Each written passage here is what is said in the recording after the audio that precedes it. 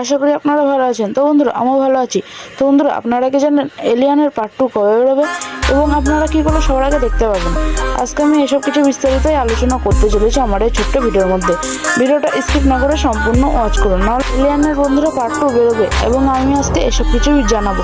তো বন্ধুরা, আমার যারা চ্যানেলটিকে নতুন আছে চ্যানেলটিকে সাবস্ক্রাইব করে বেল নোটিফিকেশনটা অন করে দেবেন, কারণ ডেইলি আমি এইরকমই ভিডিও নিয়ে আসি সবার আগে।